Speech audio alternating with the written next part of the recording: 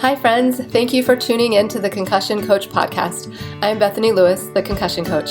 I'm a neurological occupational therapist and certified life coach, and I specialize in guiding people through their concussion recovery journey.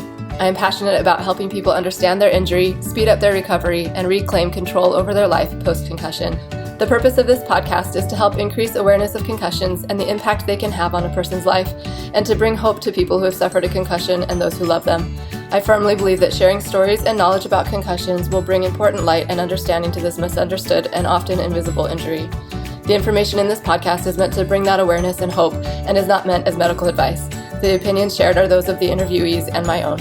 If you are suffering with lingering concussion symptoms, I have created a concussion coaching program specifically for you. I will be your mentor to guide you through your recovery journey, offering help with understanding and managing your symptoms, setting achievable goals, and learning how to manage your own thoughts and nervous system in order to get control over your life again. If this program sounds like something that would help you or someone you love, sign up for a free consultation. In the consultation, you'll get valuable information and resources and gain hope for your future. Sign up for your free consultation at the link in the show notes or at my website, www.theconcussioncoach.com. Hi, friends. Welcome back to the Concussion Coach podcast. Today's interview is one that I have been looking forward to for a long time, and I am genuinely so eager for this conversation and the goodness that's about to be shared. It's going to be a unique interview because I'm bringing on two amazing women who have deep insight into grief and healing from trauma. My guests are Krista St-Germain and Becky Barnett. So Krista is a master certified life coach, grief expert, widow, mom, and host of the Widowed Mom podcast.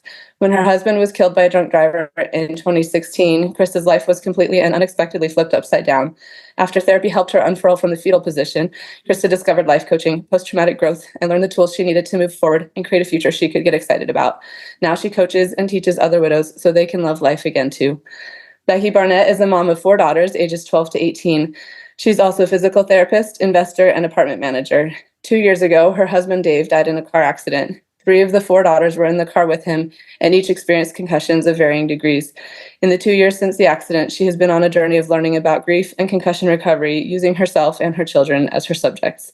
Thank you both so much for being here. I'm so excited to learn from you both today.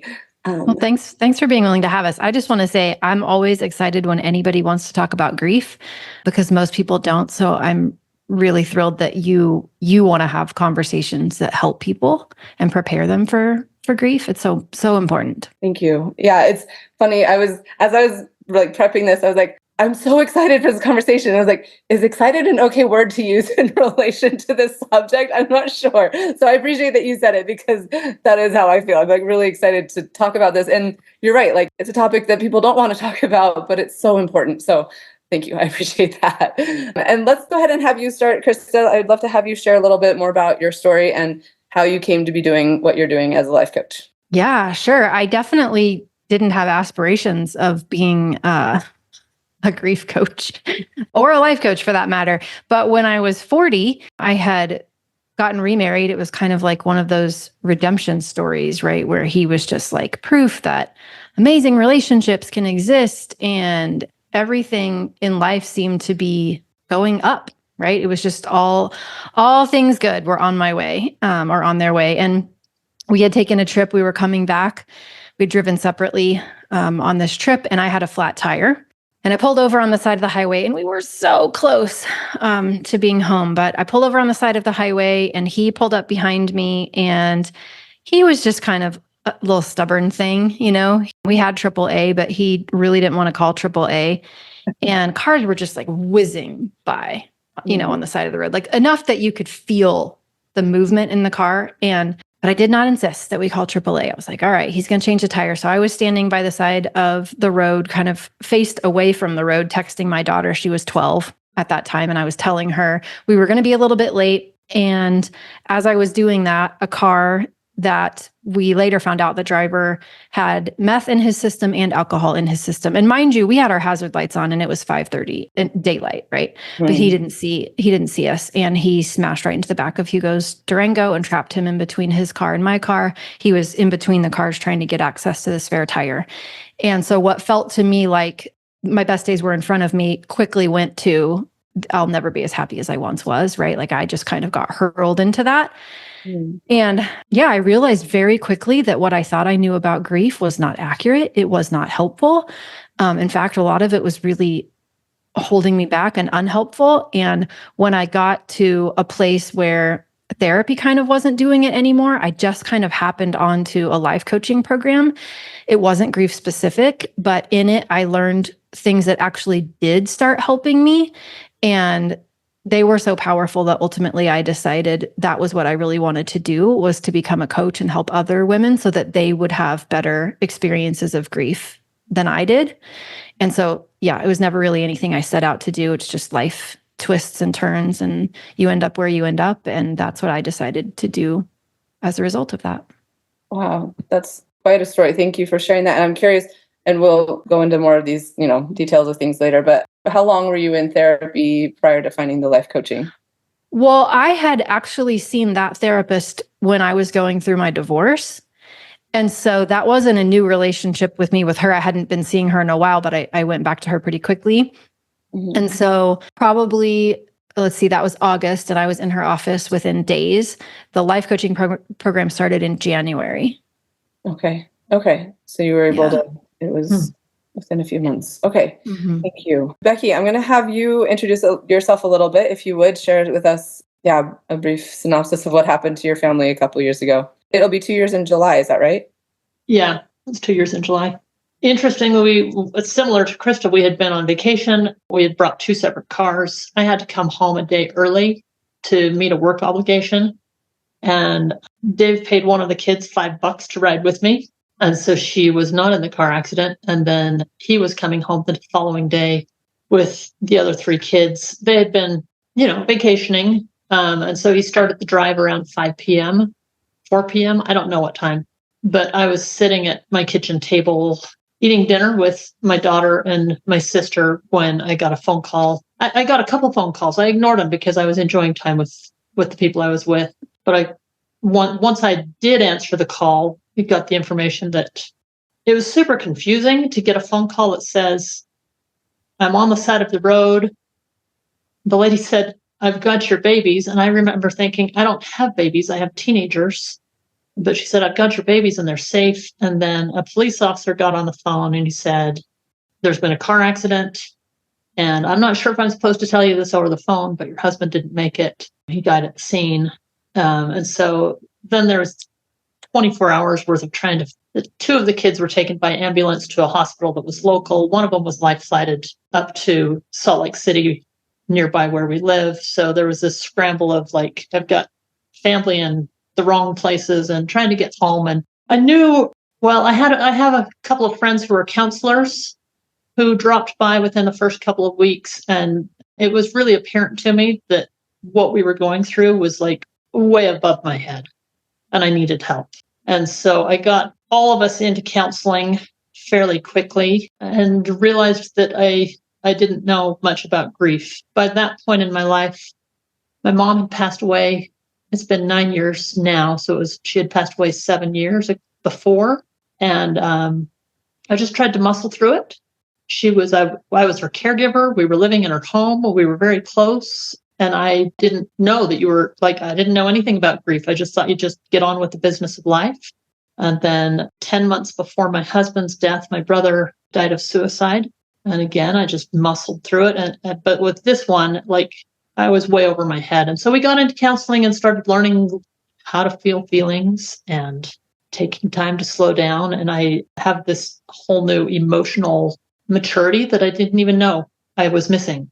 Mm. And so I'm still on that journey, still learning about grief and giving myself permission to feel. And then we have some complication in the grief with the kids. All 3 of the kids had concussions. My oldest has the most severe symptoms. I guess any concussion is a traumatic brain injury, but she's still dealing with a lot of symptoms and a lot of not being able to participate in life the way she would like to. And so I watch her grief journey that combines the loss of her dad and the loss of a lot of things in our life that were normal, but hers is the most prevalent grief journey that I watch. My younger 2 kids still have some concussion symptoms, but they can participate in a lot of the things that they want to do, not all of the things. But yeah, learning a lot about concussions and grief and trying to navigate my own grief and my kids' grief. It's great. It's great. I love you. Thank you for sharing that. Becky and I have worked together for a little while, so I have a lot of respect for Becky. And have heard some of this before, so thank you for sharing that, Becky. And I am very interested in hearing about. Well, let's come back to you, Krista. I want to hear what grief, like how. You said you didn't really understand grief before, and so did you, Becky. This is really interesting. So I'm really glad we're having this conversation. How do you define grief, and what do you think people should know about it and its quote unquote stages or not stages? Like tell us what you wish you had known at the beginning or what you've learned through this process. Sure. Yeah, I loved what Becky said about, we're still learning about grief, right? Even as someone who identifies as a grief expert, I think it's important to say that I'm still learning about grief and I have lots of experience with it, right? But it isn't something that I think we ever just fully know. And that's what makes it so interesting in some ways. So grief, the way that I define grief is the natural human response to a perceived loss.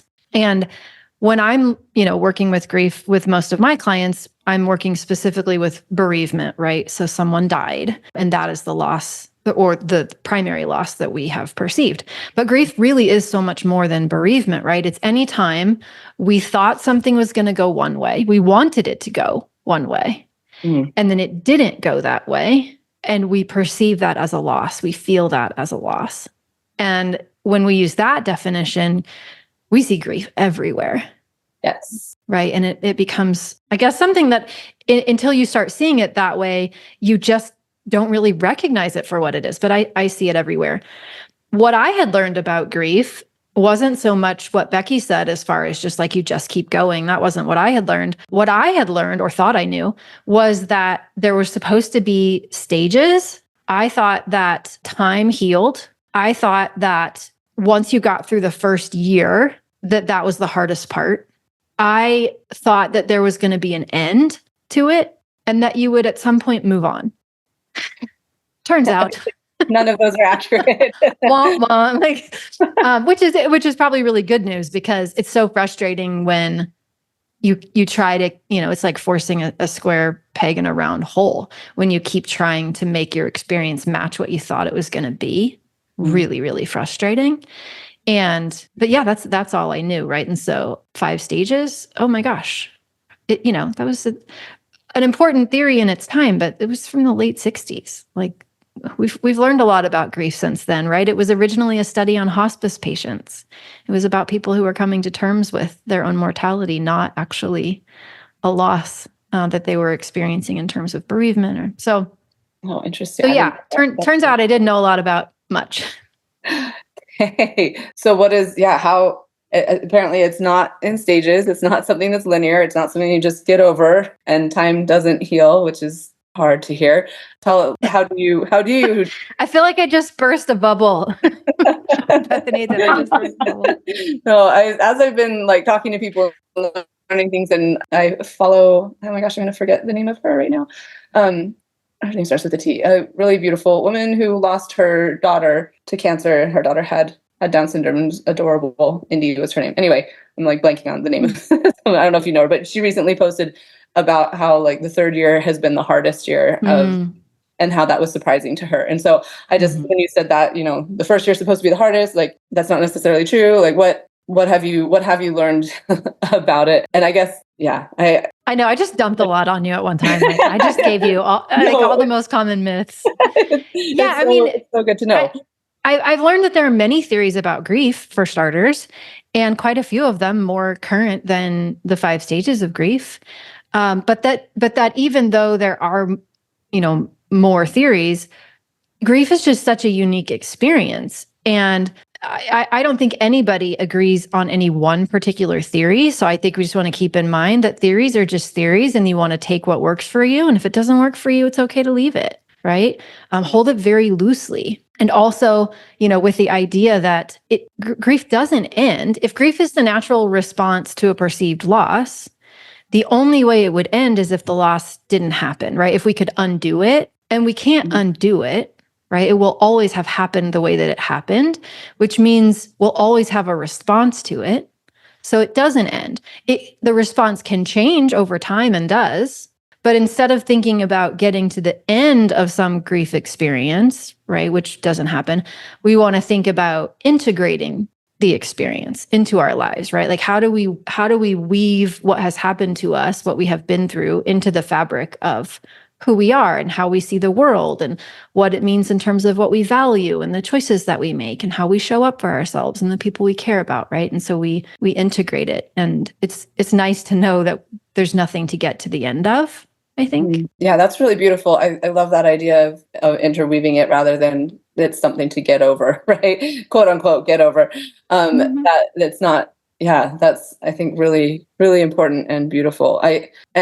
And I really like your definition that it's a natural human response to perceived loss. And I think that it opens it up. It makes it very clear and obvious to me, at least, that concussion loss is part of this. And that is something that's so prevalent for people with concussions to be dealing with. And it's not always addressed or even identified. I had a person on my podcast recently, Dr. Spangler, and she talked about it. And one of my clients later told me that she had never connected the feelings that she was experiencing until she heard that conversation. She was like, that's grief. That is what I'm experiencing. She didn't have a name for it before. She didn't know how to identify it, what she was experiencing. And so I think it is really important to talk about it. And with the grief that's associated with concussion, it's they're grieving the life that they used to live, kind of like what Becky said, like what was normal and the roles that they played, and even themselves. Sometimes they feel like they're a different person after a concussion. So, and they may be grieving friendships and relationships that have changed or disappeared altogether. So I'd love to hear both of your thoughts on, in relation to this, what advice and perspective can you give our listeners who may be struggling with that, again, that loss, that grief, and how to integrate it, how to interweave it with what they're dealing with in the moment. Either whoever wants to go first. Well, let me just jump in with some terminology, because sometimes I think terminology can be empowering, right? Even just, like you said, identifying something as grief can be so almost liberating, right? It can provide so much relief just to give it a label and know that it's a thing. And so when I think about what can we do that's useful and helpful in terms of grief related to a concussion, one is to understand the primary loss, right? The actual thing that happened, right? The event, right? We would call that the primary loss. That's sometimes what we think of as grief is just the thing that we lost. But that really does a disservice to the experience that most of us have of grief, because that is by no means the full impact of grief, right? We want to consider the secondary losses, right? And take good care around everything we feel about all of those secondary losses too. So the secondary losses are all the things that happened as a result of the primary loss. And you just named them all, so many of them, right? Where the relationship changed. It's not just that the concussion happened and that whatever immediately happened because of that event, but it's also then what changed about the way that I'm now going to spend my future, my intentions behind a career, what changed with the people who I thought were going to be there and now they're not there. All the knock-on effects, all of those secondary losses are all a part of it too. And I think that giving a name to the primary and the secondary loss is helpful and important.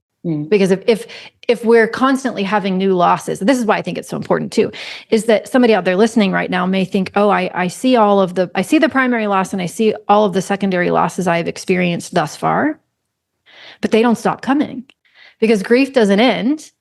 And there are so many secondary losses that we haven't even experienced yet, right? When my daughter, if she chooses to get married, he's not going to be there. For me, that will feel like a loss. It'll probably feel like a loss to her too, right? It hasn't even happened yet. And I'm sure there will be many other secondary losses that keep happening and on and on and on. And so if we're prepared for that and we have a name for it, then it gets easier to be with it. That makes a lot of sense and is a good point. I think it's not something that I had really thought about, but you're right. I think as time progresses, you realize there are more and more things that you hadn't realized were going to be coming up. And I imagine, Becky, you probably have, I know you have some insight into this. I would love for you to share a little bit what that grief has looked like for you personally and how you've seen it manifest in your teenagers who are also dealing with the concussions. Grief is interesting because it shows up a little different at different times. initially, like acute grief. There were such big, big, big emotions. And I was experiencing multiple emotions that felt like they shouldn't exist together, but they were. And they were really big. And that, I don't have any idea how long that lasted. A lot longer than I expected it to. Can you tell, like, what kind of emotions would you not have expected to be together? Like gratitude that my kids were alive and anger that their dad was dead. Confusion as to why it ever took place in the first place, disbelief, guilt, love, like all of those would exist in my body in really big feelings. And I didn't even know they could be that big, let alone at the same time. And as time has gone on, I think they'll still hit big sometimes, not all the time, but sometimes, just over the weekend, a big old gut punch. Something happened. I didn't see it coming. And like all the feelings, all the bigness, everything was back.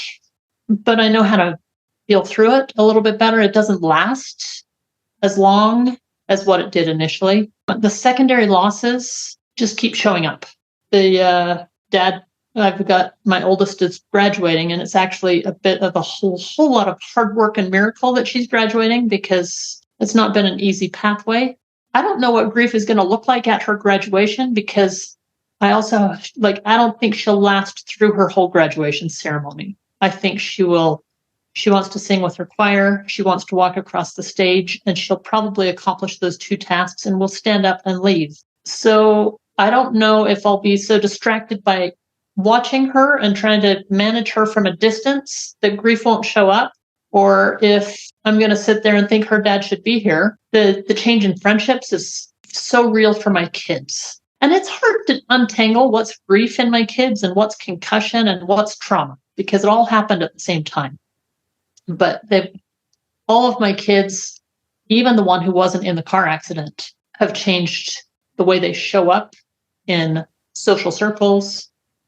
Some friends, teenagers. I mean, adults don't understand grief.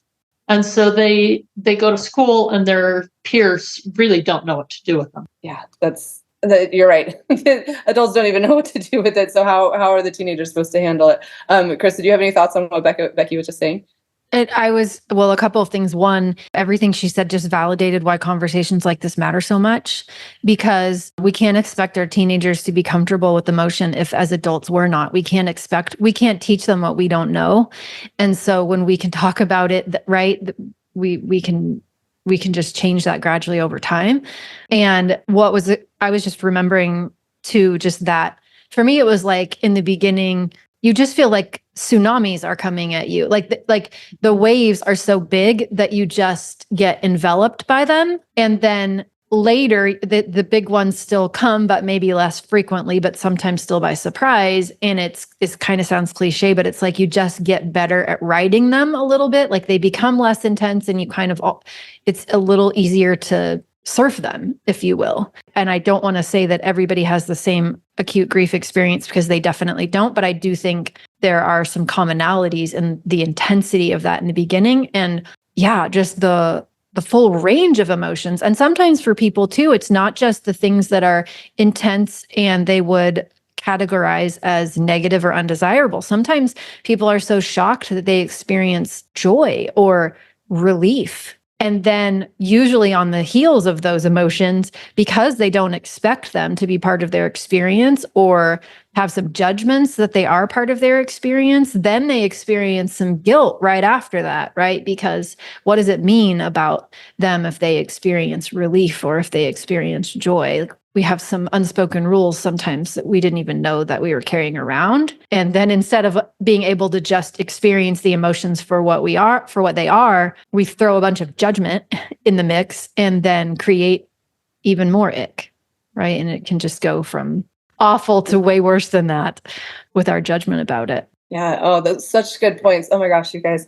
I think really important things for people to be aware of, just so that they can hear it and know they're not, like, their experience is valid and that this is understandable. It's a thing that happens. And I appreciate what you guys are saying too about how I don't know, it just seems like this is such a personal experience and yet there are commonalities. And so talking about it, I think, really can be helpful. I hope. And one direction I want to go here is, as you're talking, Becky, about anticipating the grief. Like you have situations that come up that you think that it's not going to be a surprise if grief comes. What do you guys recommend for people to, like, how do they deal with that? How do you prep for grief? Either one of you. Sorry, Krista, let's have you start. Well, yeah, what usually makes it hard, or harder than it needs to be, because it's still going to be hard, is what we've been conditioned to believe about emotions, right? And what we've been taught up until now about emotions. Most of us, myself included, have not been taught how to let feelings flow through. And we don't necessarily know that that's the case, but really what has been more often role modeled is, how do we get away from emotions? How do we hide emotions? How do we isolate when we have emotions? How to pretend we don't have them? How do we distract ourselves from them with, social media and food and whatever? Or maybe we're role modeled that emotions are scary because the people who take care of us react to them, right? And hurt us when they have intense emotions. And so if anger might be part of our experience, we have a lot of worry about, what will that mean about us? And will we be an angry person? And will we hurt people we care about? So if we don't come to an intense emotional experience with tools about how to deal with emotion, it's no wonder that we dread it, right? And when we're saying we dread something in the future, that's essentially what we're saying, is we dread the emotion of it. And it makes sense. And so when we can learn how to let feelings flow through, and there are so many ways to do that, right? And when we can gain a lived experience that says, feelings aren't as problematic as I have been thinking of them to be. They really aren't problems. They really are just part of my human life. They are experiences to allow. They cannot hurt me. They're temporary. They're transitory. I will be okay, right? They can flow through me. Then it becomes easier for those things in the future to come our direction, right? Because we know that the worst thing that can happen is a feeling. And we might believe we're good at feelings or getting better at feelings. And then we can just relax a little bit more, because that is what we're dreading, is just the feelings. Beautifully said. That was, yes. Amen to everything you just said. Thank you. Becky, what are your thoughts on this? I strategize for days that I anticipate are going to be difficult. Mother's Day is just around the corner. What I learned last year on Mother's Day is that for every breakfast in bed that showed up for me, there was a dad side by side with the kids. I forgot that last year. And the kids, bless their heart, had been well trained by dad. They woke up, they made breakfast, but it was a really, really hard experience for them to be doing that without dad. And I hadn't anticipated that. And so this Mother's Day, we're going to get up and go to church early, and there won't be time for breakfast in bed. And so we can kind of skip that part, and that can help. I don't know, Krista, is that buffering? Maybe it's buffering, but it's also anticipating what could be really hard and putting something else in place so that we can get through the day. There will still be emotions, and we'll still miss Dave on that day, because we can't not miss him on that day. But for me, I've redone all the holidays. All the traditions that I had with Dave, we just change, because everything we did, when we have so many years of repetition of doing it that way, when we try and do it that way, but he's not there, it doesn't work, and it brings on a lot of sadness and pain. And so if we redo it a different way, then we can just do it our different way. And that's actually been our concussion experience as well, because we don't do things the same with concussions as what we did without concussions. We shorten our activities. We plan in rest breaks. We make sure we have downtime. We don't throw all the extra neighborhood kids in the car, because the car needs to be a controlled environment so that it can be a place that's safe. So we replan the way we go about doing things with concussions, and we replan how we go about doing things with grief. Beautiful. I don't interpret that as buffering. What do you think, Krista? Not at all. Not at all. And I think what I hope people will hear from what you said, Becky, is that there is no right way to do it, right? There's no wrong way to do it. There's the way that you decide that is right for you. And you're doing such a brilliant job of that. And somebody else might decide that doing Mother's Day the way they've always done it or something, maybe that is important to them. I don't know. That wouldn't be wrong either, right? It's you getting to be the authority on what's right for you and what's right for your family, and then having your own back about it, because there is just nothing outside of that matters. I'm interested in hearing, we've talked about all these emotions, and I want to dive deeper into some of them. But when you're talking about teasing, or that, grief and depression go hand in hand, and trauma too, like, how do you tease them apart? Is it important to tease them apart? Do you approach them differently? What do you say to that, Krista? Well, I think that we want to consider our intentions. So we want to use the information for good, right? So sometimes what people will come to me with is, well, I can't tell if this is just normal childhood behavior or if this is grief. Mm-hmm. And my answer is always, there's no differentiation anymore, because grief is now coloring everything, right? So there isn't the one thing without the other. And so it's like, why are we asking that question, right? And so I guess that's what I want to make sure is that we're asking the question because we're trying to find the right support, as opposed to something to blame or a way to excuse, right? That's not it. So yeah, I don't know. I feel like I don't know if that's what you were intending by that question, but for sure. I mean, there are things that are, I'm not a concussion expert by any means, so I will leave that to you all. But in terms of trauma versus things that we would otherwise expect to come along with grief that aren't trauma, we want to treat them and support them in different ways, right? You can make a whole lot of changes in your experience of grief by looking at the way that you think. Not so much with trauma, right? We want to understand the nervous system, and we want to understand tools that help with trauma, and they're very different. And we want to be going to the right professionals who understand and are trained in the right tools, and they're just different. And is that the same with depression as well, would you say, between grief and depression? Well, I think it depends on how you look at depression, right? So sometimes depression, we might just decide is an emotion that we're experiencing and it's temporary and transitory. Other times when we're talking about depression, we're talking about something that is clinical and requires a diagnosis. And so, yes, in that, somebody like me, I'm not trained to diagnose depression. That's way out of my training. I should never be doing that. So does that mean I can't help someone who is depressed? No. But should I be the only thing they're doing if they have clinical depression? Also no, right? So again, it's the right tool for the right job, knowing that different things require different tools and different types of support. And I think the best thing you can do is have a broad support team, right? And really advocate for you or your kids or whoever is impacted, because sometimes you think you have the right support and then you realize you don't, and you've got to find something you didn't yet even know existed, right? Or you've got to find another therapist because this one is maybe not doing what you had hoped they would do, or creating the safe space that you thought that they would create. So we have to advocate for ourselves, and let's get a big team. Yeah, I love that. And I think that is important on just like the grief aspect, as well as for concussions too. The more I'm into this, the more I'm like, oh yeah, we need this perspective and this perspective and this perspective. There's such a benefit to getting multiple ideas. And you mentioned in your own experience, Krista, that you did the therapy thing for a while, and then you found these other tools that were so helpful for you as well. So I think it is important, and I appreciate the initial response to that question about teasing them apart, because I do think it is important. Like, why are we doing it? What is the point? And if to find the right helps for the different things that you're dealing with, then that's a good way to approach it. So that's great. Thank you.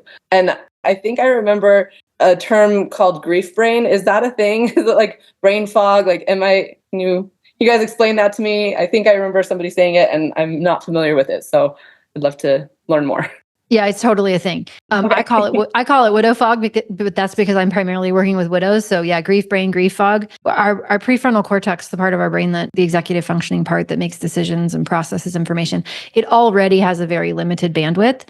And I think what can be surprising to people is that the experience of grief is so much more full body than people expect it to be, right? Our hormones are off. We're not sleeping well. Like all systems are impacted and off.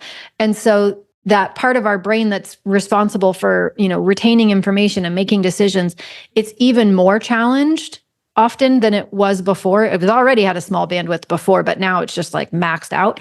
And so it's super common to not be able to read and retain information, or to find yourself forgetting, or just feel like there's like cotton candy in your brain. For me, it was, I struggled to read and retain. And I hated that because I was a big reader and I wanted to read and learn about grief, and I just couldn't.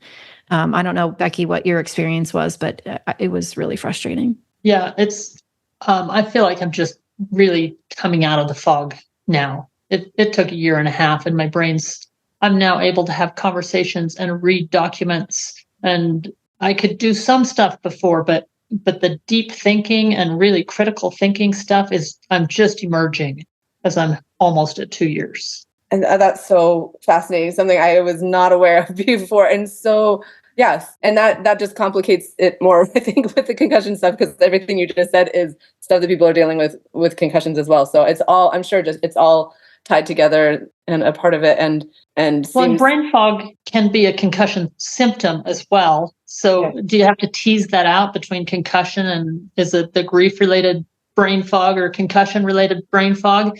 You probably don't have to even tease it out. It's there. It exists. Let's acknowledge it and say, you know what, I need to put some strategies into place so that while my brain isn't working, I have some things to compensate for that until I get back. Yeah, so good. Good point. And I think also it just seems so, unfortunate that it happens like when everything's falling apart, right as you're having to read documents and sign things and like think about all of the possibilities. Like it just, it's hard. But I think it is important to note that, like you said, you feel like you're coming out of it. It isn't something that's going to last forever, right?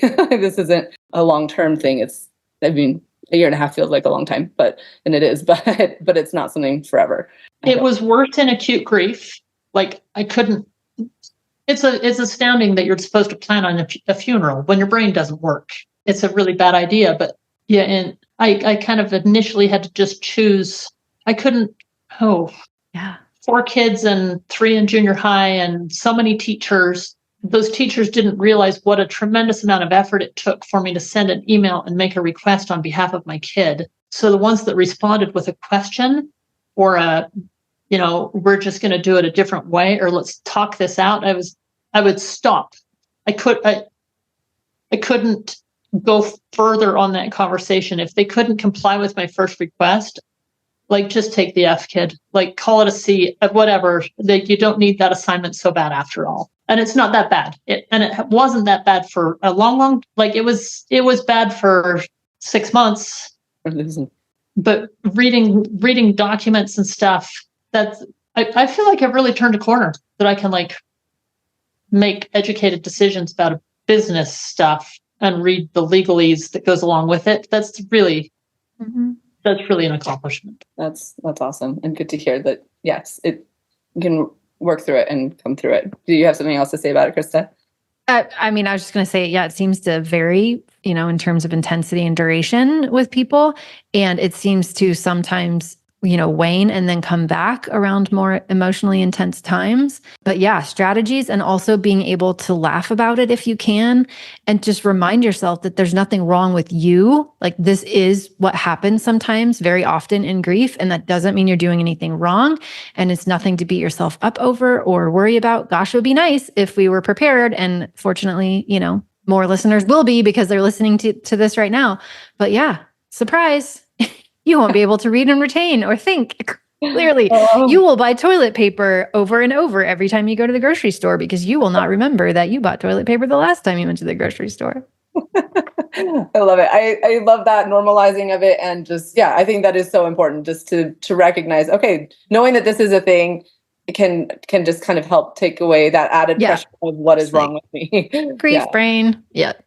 Yeah, thank you for sharing that. I'm glad that I asked then. I was like, I might have to take this out because I don't remember if I'm remembering it accurately. But okay, I want to bring up anger, because I think, I don't know, I just had a client yesterday who shared that, she's had a concussion. She feels angry that she's missed out on so much of her son's life because of her concussion. She feels like it's taken up so much space in her life, and the anger is kind of always there. On good days, she can look past it and do what she has to do, but on bad days, it's more prevalent and harder to get past. And I imagine, and you guys can tell me if I'm wrong, but I feel like anger, I imagine, would be something that I could see myself needing to work through if somebody was on drugs and alcohol and killed my husband in a car accident, or I know like circumstances happen so that it made it, the circumstance happened that my husband passed away because of this. So anger, I think, is definitely part of this process. And I would just ask what you guys would say to my client, or how you help people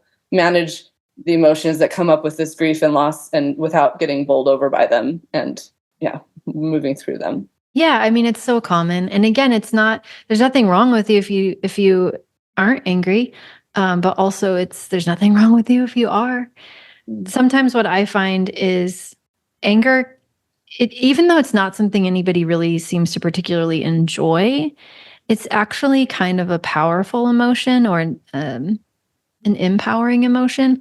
And sometimes it's where we get stuck, because if we were to let it go, then what's underneath it is a powerlessness that we really don't want to feel. And that makes a lot of sense to me, because humans, we just don't particularly like feeling powerless, right? And in many ways we are like, can you control that this concussion happened? No, you cannot. Can you control the impact of what that means? No, you cannot. But sometimes until we have a big loss, we've been living under a little bit of an illusion that we're more powerful than we are. And so sometimes the reason it's so hard to let go of anger is because, to do so opens us up to emotions that we might perceive as even more undesirable than anger. Mm. But ultimately, no, okay. Yeah, go ahead. That was my personal experience. I was angry for a solid 5 months, but as I got past it, anger was an easier emotion to handle. I can exercise it out. I can take it out on, I can send the emails. Like, there's things I can do with anger, but the underlying emotion behind the anger, the sadness, the despair, those are harder emotions to let flow through my body. I think I held on to anger because it was an emotion I could manage. And as I learned how to manage emotions better, then I was able to, and it was a lot of counseling and stuff too. There was a lot. I had a lot of thoughts and feelings to work through in order to get through the anger, but that didn't make things better. It just meant I could get to the deeper emotions that were hidden by the anger. Yeah, I find that to be true even now, right? It's not even just about Hugo's loss. It's even now when I am angry, when I let myself feel anger, and almost the very next thing that comes will be sadness. Like, if I can let the anger flow through, right on the heels of it will be sadness and sometimes powerlessness. Mm-hmm. Which is a beautiful thing. But now I know it's coming. Right now I know it's like, oh, okay, it's okay for me to be angry. And also probably if I let it be there for a while, the next thing I'm going to feel is something a little slower. Mm-hmm. And I found some ways I went with another widow. She went to the local thrift store. She picked up some dishes, and we both divided up the dishes, and we wrote our thoughts and feelings and emotions on these dishes and took them up in the mountains with baseball bats. And we created our own rage room. And it was so therapeutic.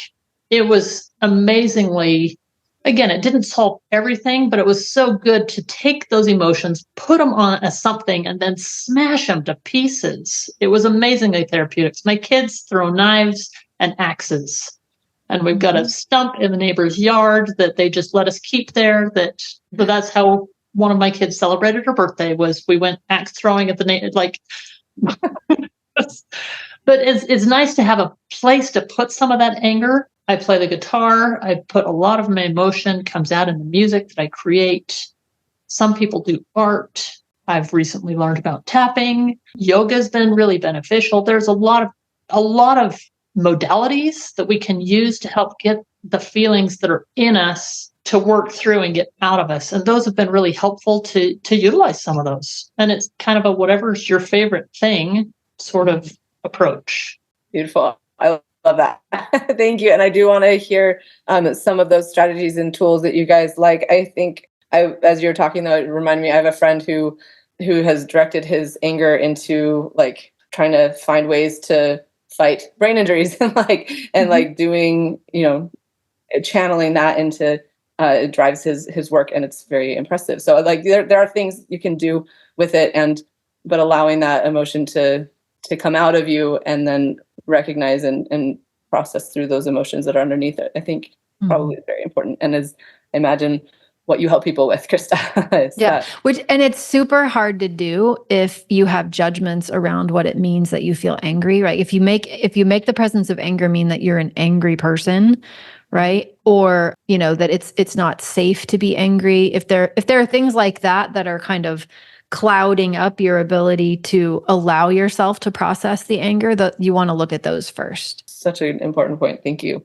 And what are some of your favorite strategies and tools that you like to use with clients, or that have been helpful for you, Becky? I guess you shared some of them. I know, and you mentioned tapping, which is emotional freedom technique, right? The EFT. I'd love for you to mention more about that, or other strategies that you like to recommend to people. Yeah, I'm a tapping fanatic. Becky knows. I absolutely love tapping. I just call it tapping, but yeah, the official term is emotional freedom technique. But essentially, it's just a way to create calm in your nervous system through tapping on acupressure points. And it's a brilliant thing for letting emotions flow through. And so all you really have to do, and there's so many free resources on it too. You don't have to hire anybody. I mean, you can if you want to, but you could just go to YouTube, right? There's so many free resources and videos, and learn the tapping points.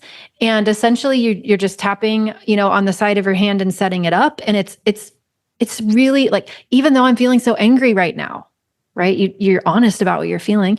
It's okay for me to acknowledge that I'm angry. And then you just tap on the points. I feel so angry, right? And then you move to the next point, all this anger. And you're really just, under the eye, all this anger in me. You're just articulating the truth of how you feel, and then tapping on the points. And the tapping creates the calm, and it will feel, to me, it always feels like I've lost 20 pounds of emotional baggage. It doesn't even matter what it is, but it just feels organic, and the energy shifts and moves. And I am reminded that I am safe in this moment. And then, when I've done a few rounds and the initial intensity has lessened, then I'll use it to shift myself towards something else, right? That feels useful to me, or helpful to me, supportive to me in the moment. So I was going to ask I just love it. You let it, you like acknowledge what is through the tapping, and like allow, and then you do try to be more like incorporate something intentional through the tapping as well. Yeah, you can really do, kind of whatever you want with it. But I like to sometimes end it, once I've processed something, I'll then tap on some sort of a choice statement. So it's like, even though I was so angry, right? I choose to remind myself that, this too is temporary, right? Or something, whatever feels true to me and I want to be reminded of it in the moment, then I'll choose something, and then I'll tap on that and kind of like cement the good stuff. So it's kind of like, let me let go of this stuff that feels heavy and I don't want to carry, whatever it is. And then when I've let go of it, now I'm going to kind of reaffirm or reinforce something that feels good to me. I love that. That's fabulous. Thank you. And I've heard so many good things about tapping from you, from other, a lot of other sources, actually. I think that is. And with the right person who understands how to use it and is trained, it's also brilliant for neutralizing things that you have experienced as traumatic. So hugely helpful to me for all things related to that accident, right? That just, when something reminds you of something that happened that you experienced as traumatic, and your nervous system responds as though it is happening again or you are in danger, that tapping can be used for that too, right? So for me, be like, I would hear an ambulance, or I would see a CPR scene, or, I would see a car on the side of the road with a flat tire, like any of those things. It's not logical. I know that I'm physically safe, but my nervous system is remembering a time when I wasn't and taking me back there, right? And so your heart rate elevates, and, maybe you feel frozen, or you start to cry, or who knows, it's different for every person. But to have somebody who's trained and can help you go back through and remember those things while you are feeling safe in your nervous system, so that the emotional intensity gets kind of sucked out of it, is such a gift. That's so important for people here. Thank you very much for sharing that. Becky, do you have any thoughts on it? What's been your experience with? For me, working through the trauma, I would see cars smashed up on being towed away from something, and I would have a physical response. And I had a counselor who was certified in EMDR, And I worked with her for, anyway, we worked through some stuff. And I don't have that emotional response anymore. My oldest still does. When she hears sirens, she hasn't done the work yet. She's working on her brain and her recovery. Like she's working on lots of things. It can be really scary to approach those things that are traumatic and have faith that a person is going to help you walk through that and decrease the intensity. But my personal experience is it worked. And I think it's worth putting the effort and the work in I'm still learning about tapping, so I can't speak really strongly to that. I've used it a couple times and it's been helpful. And it's kind of on my to-do list to do more tapping. But EMDR for me was super helpful. And then, getting emotions out and on paper, writing it down, acknowledging that like these thoughts and feelings all make sense. Like these are Krista's words, any human who was having these thoughts and feelings and experiences, it would make sense that they would be having similar emotions that I'm having. That's such a helpful thing. But once they're out, sometimes I just scribble them because that's actually bilateral movement. I'll scribble on them both directions, and then I light them on fire and I roast peeps over them. I love that so much. Scribbling, but I love scribbling too. Yeah, it feels so good. And what I think is that like there's so many tools available. It's not about finding like the tool that somebody else said was right. It's about giving yourself permission to keep exploring until you find what helps you. And maybe like the first experience, if you tried EMDR, maybe the first experience you had wasn't great. Maybe the practitioner wasn't that great. Okay, next practitioner, keep going, keep advocating, find what works. Right? Don't give up. The thing is just don't quit until you find what works. Amen. That is so, so important. And something that, I love it when I talk to people they've been searching and I get a chance to talk to them. I'm like, I love that you have been searching and that you're not giving up. That means you will find what you're looking for. You will find the help that you need, and trying to just have that faith and trust that the right things are going to come in the right time when you need it. You'll learn what you need to know when you need to know it. And that's going to happen by being open and continuing to search. So I love that point. Are there other strategies or tools that you like to recommend to people to at least experiment with, Krista, that you think would be important for people to hear? I mean, I think you want to just play with any sort of body-based tool, right? Any sort of somatic tool, because there are just so many of them. Tapping happens to be my favorite, but a lot of them, Becky mentioned too, fall into the same category. It's, can we connect with our bodies? Can we find ways to stay present with what's going on for us, right? And give the energy permission to move out. And again, just so many ways to do that. Another one I really like, which is just super easy to do and is also bilateral. It's overly simplified and we call it bilateral stimulation. I get that that's a large umbrella. You could call many things bilateral stimulation, but essentially you just grab an object, like any small object. So like I have my AirPods in my hand and you hold whatever it could be, like your keys or a pen or something. You hold it in one hand on the side of your body. And then without moving your body, you bring the object towards the middle of your body. You cross the midline and then you grab it with the other hand. You grab it at midline? You grab it at the midline and switch hands, and then you just go back and forth, right? So you're just moving from left to right. And so again, it's involving both hemispheres of the brain, which just naturally calms you down. And I like it because it doesn't look weird, right? Like tapping looks a little weird. If people are around you and they understand what tapping is, they don't think you're weird because they get it, but most people don't. And so it's kind of hard to do in public sometimes. I mean, there's some points you can tap on that are less weird looking, but bilateral stimulation that way, moving across the midline, it just looks like you're, maybe a little fidgety. Yeah. And so I like that one too. Or even like, I like the lip tap, which is, kind of easy to do. And the idea being that when your nervous system is sensing danger, you don't need to eat, right? You don't need to digest. You need to freeze or flee or like take care of yourself, right? But you don't need to eat. And so sometimes you'll notice that your mouth gets dry, right? So tapping on your lip and if you keep doing it until you start to salivate, tells your nervous system that you're safe, right? And then when you start salivating, again, that the parasympathetic part of your nervous system has come back online, and it's a way of telling your body, "Hey, we're okay." Cool. I haven't heard that one before. Thank you. I love that. I'm always loving to like pick up new tools. So that's fabulous. With the bilateral one, do you tend to like think of a specific thing while you're doing it, or is it just the motion of it is calming? No, if you just find yourself feeling anxious, or whatever intense emotion you might be experiencing, you can grab something and move it from hand to hand and just go across the midline of your body. And I find it super helpful. Awesome. But again, somebody else might try it and they may be like, nah, I don't really like that one. Okay, well, there's 25 more. So yeah, right, keep going, yeah. Yeah, that's awesome. Thank you for sharing those. I would love to hear your thoughts on post-traumatic growth, because you mentioned that and we're talking about trauma here. What is that, and how have you experienced it? Yeah. It's one of my favorite things to talk about. And there was a point where I probably wouldn't have said that. There was a point where I probably would have told you to shut up. So post-traumatic growth is a term that was coined in the mid-90s by a couple of researchers, and their last names were Tedeschi and Calhoun. And at the time of their work, what we thought about trauma was we thought that trauma was a little more objective. Like we thought of certain events as being traumatic, right? Like when we thought of trauma as like big T trauma and little t trauma. Now we understand that that's not true at all. Like trauma is completely subjective. And so what might be traumatic to me might not be traumatic to you and vice versa. But just to put it in context.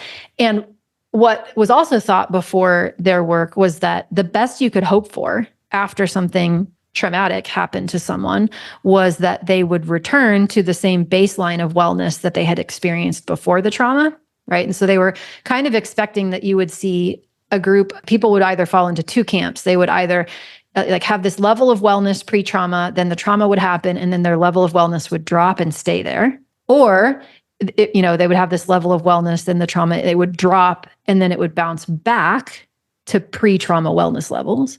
But what they started to notice was that there's this third group that was bouncing down, but not just back to pre-trauma levels, bouncing up, forward, right?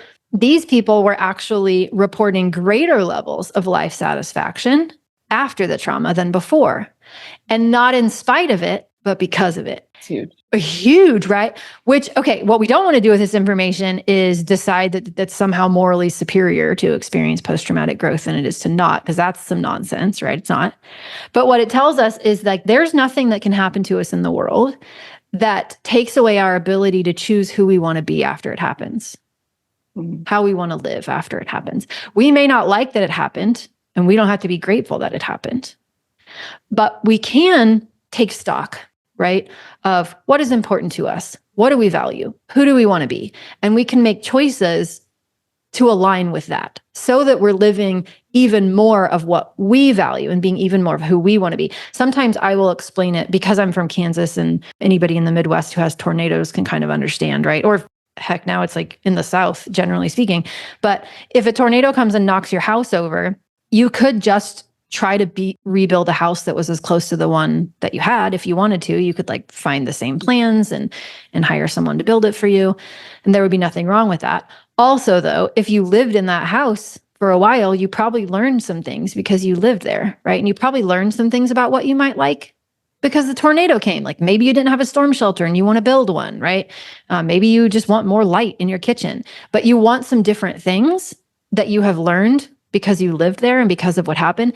And so taking the opportunity to update the design of the house and build that new design is post-traumatic growth. It doesn't mean you didn't love your old house. It doesn't mean you asked for the tornado or you were grateful for the tornado or like you're so glad it happened, right? It doesn't mean any of that. It just means, okay, my house got knocked down. What do I want to use that information so that I inform future choices by it? How do I want to be even more of what I value and who I want to be, given that this has happened? That is so beautifully said. And I really, really like that analogy. And just, all the extra points that you put in there. That's really cool. Thank you so much. Becky, do you have any thoughts on that? My mom was a widow. And as I watched her experience post-traumatic growth, but I didn't have a name for it. I was young. I was 4 when my dad died, 7 when she married again.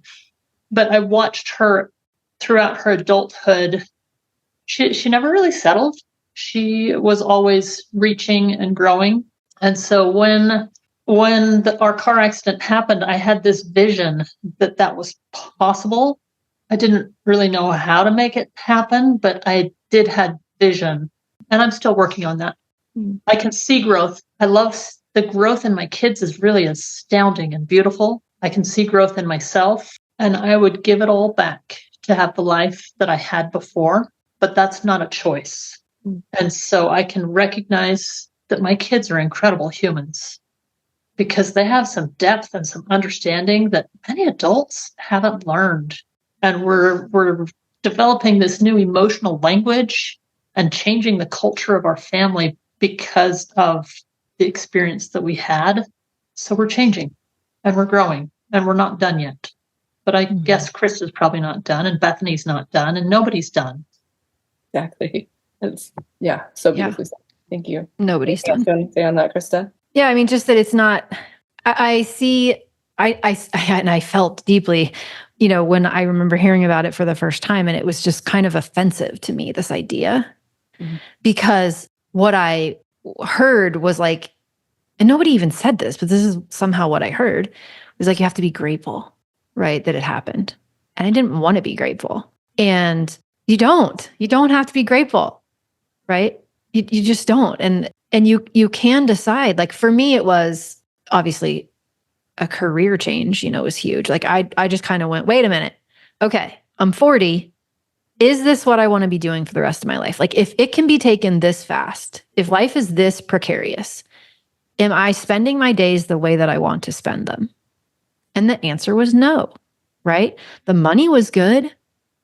The people were nice, but it wasn't what I wanted, right? And sometimes in terms of relationships, it's like, okay, I've been in this relationship for decades, but I've just been going through the motions of this relationship. I've just been being who I think this person wants me to be or who they're used to seeing me be. Are they who I want to be in relationship with? Do I want to be in relationship with them in this way?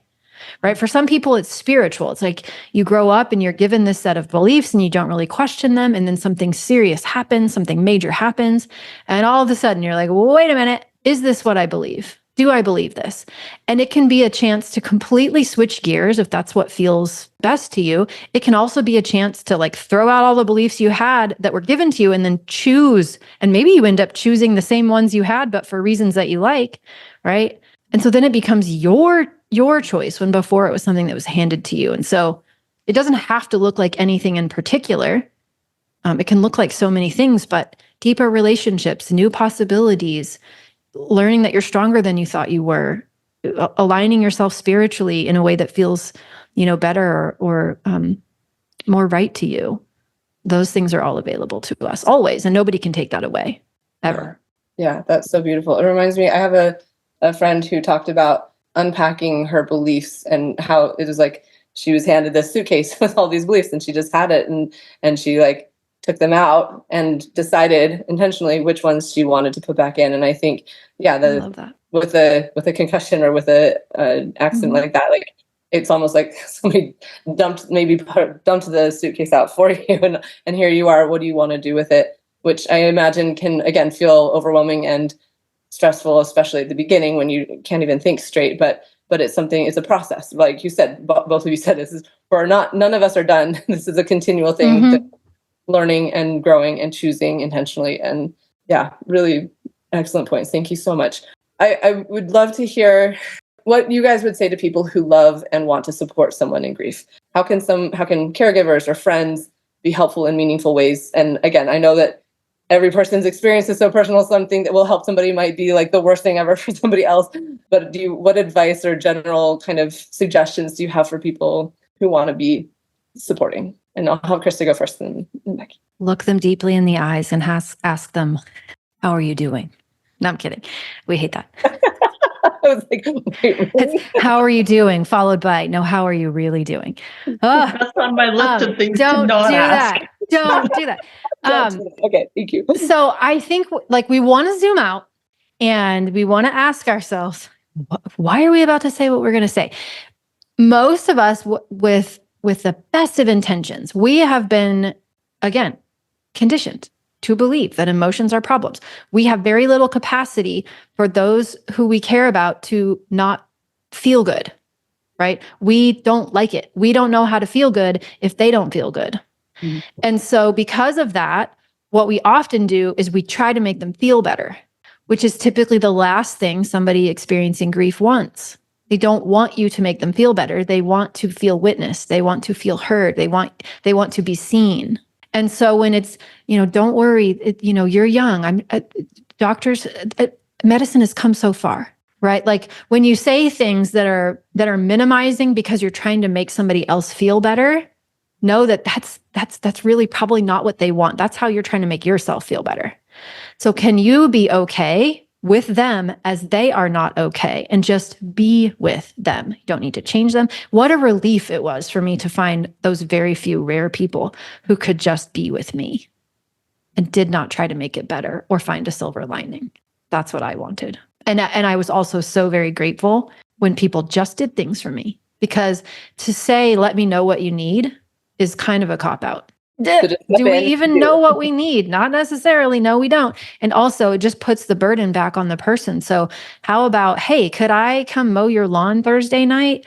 I'm stopping by the store on my way home. What can I grab you? Tuesday, can I bring dinner? I would love to bring, would you rather have Thai or would you rather have, chicken? Like, somebody just bought my kids' school supplies. They just bought the supplies and brought them over, right? It's that kind of stuff. I know, right?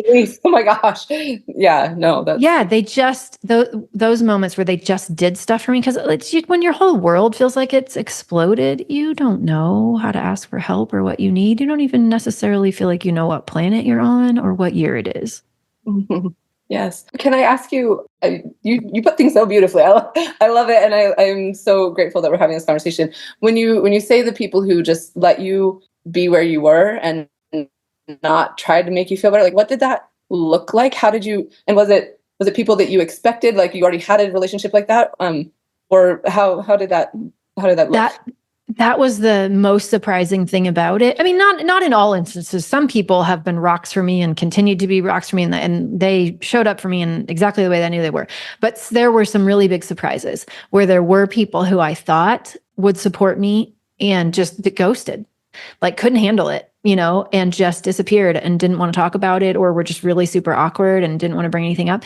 And then there were people who I never would have imagined, because I didn't perceive us to be close, or I just didn't think, they were going to be there, who just showed up and I was like, wow. I remember a coworker that she just came over and took me to Barnes and Noble. And we got coffee and we looked at books.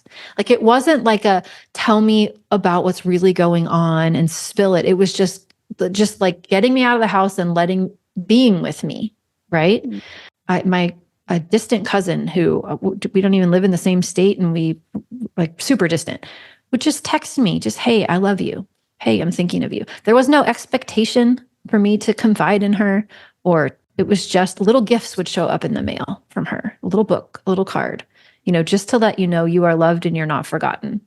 Those kinds of things were just amazing. It's the microscope of how are you doing? How are you really doing?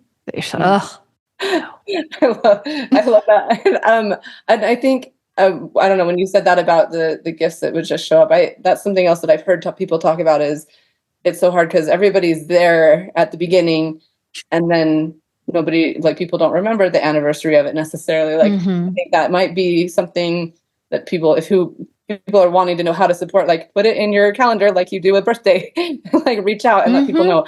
Would that be helpful? Is that something? I mean, yes. And also we, I think, want to be kind in knowing that everybody does want something different. And so you only know what you intend, and you can have the best of intentions, and it still may not be what the grieving person is hoping for or needs. And so you have to show yourself some grace. You have to show them some grace. Like, it's just hard, and there's no perfect way to do any of it. We can't guarantee that they will love it. But if we're coming from a place that says, like, I'm not trying to fix you because I don't think your emotions are problems. I'm just here to be a witness and a support and to love you the best way that I can. It's a lot easier to be supportive from that place. I like that. I think people can generally sense that, like, we're in tune enough to be able to sense what intentions are sometimes behind things. And you brought out a point too, with the people who were ghosting or who didn't show up in the way that you would have hoped or expected. I think having compassion and grace for them is important. Like you mentioned, like they couldn't handle it, to recognize like it's not about me. It's about where they're at and what they are capable of handling emotionally themselves. So I think, because I think it could be very easy to be very hurt. But if we can kind of recognize like it's not you, it's them. I don't know if that's helpful or not. We have no idea what happened in somebody else's past and what their experience with loss is or emotions are. And grace for everyone. Yes. Amen. Becky, do you have any suggestions for support givers? Yeah. I had one neighbor who would text me and say, I'm going to Target tomorrow. Do you need anything? That would give me 24 hours to think about, do I need anything from Target? What does Target sell and what do I need? That was really helpful. And then when she brought it, she would just leave it on my porch. I didn't have to answer the door. I didn't have to face her. I didn't have to have a conversation. And that was so, so helpful to just have it land there. I had a daughter who was playing volleyball at the junior high, and a couple of neighbors who also had kids on the team put together a carpool, and they gave my kid a ride to and from practice all season long. And they just told me, we're going to volleyball anyway. We put your kid in the carpool. You're not driving. They didn't say, what can we do to help? I couldn't think what anybody could do to help. But when they said, we put your kid in the carpool and you don't have to think about her, I was like, oh yeah, I needed that. I just didn't realize I needed that, but you just solved a problem. My sister would come to my house and bathe the dog. And it never even dawned on me that the dog needed a bath. In early acute grief, the dog didn't need anything. I was just getting by. But the reason the dog didn't need anything is because she just came and bathed the dog, and she'd have the kids help. And she just did it. I didn't know for months afterwards. I finally, somebody told me. I hired a housekeeper. I found I didn't have the emotional, I couldn't take care of all the things, but I knew I needed to show up for my kids and for myself. But the vacuum can be run by somebody else. I had neighbors come clean the house once. I would have welcomed them back. They could come anytime and clean my house. They didn't, but I could outsource. That was a task that I could outsource. I have my groceries still delivered to my front porch. I don't go to the grocery store. They just land on my front porch so that I don't have to do that task.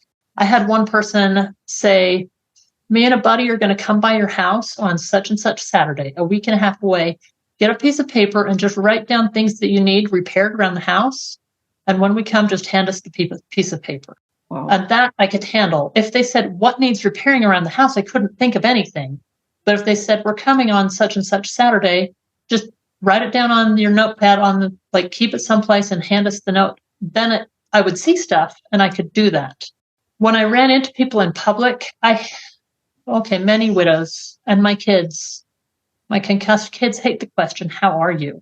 I really like it if people will say, it's nice to see you.